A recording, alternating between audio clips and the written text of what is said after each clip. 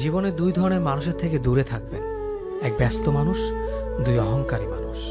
কারণ ব্যস্ত মানুষেরা নিজের ইচ্ছে ছাড়া কথা বলে না, আর অহংকারী মানুষেরা নিজের স্বার্থ ছাড়া পাশে থাকে না। কিছু কিছু সম্পর্ক শেষ হয়েও হয় না।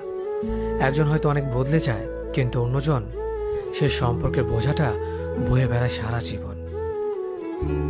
যে তোমাকে ভালোবাসে তাকে কখনো ঘৃণা করবে না, যে তোমাকে বিশ্বাস করে তাকে কোনোদিনও ধোঁকা দিও না।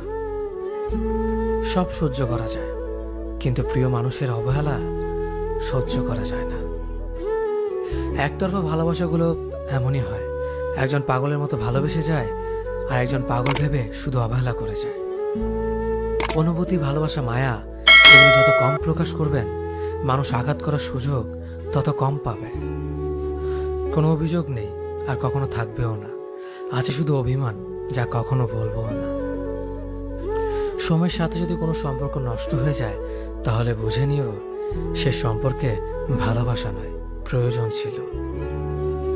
সম্পর্ক কখনো তৃতীয় ব্যক্তির জন্য ভাঙে না। সম্পর্ক ভাঙে তার জন্য যে তৃতীয় ব্যক্তিকে প্রশ্রয় দিয়েছে। সত্যিকারের ভালোবাসার মানুষ তো সেই যে ঠান্ডা লাগা গলা আর কান্না ভেজা গলার পার্থক্যটা বুঝে। আঘাত ছাড়া জীবনে কখনো উন্নতি করা যায় না। জীবনে যত আঘাত পাবে, ততই কাছের মানুষগুলোকে চিনতে পারবে।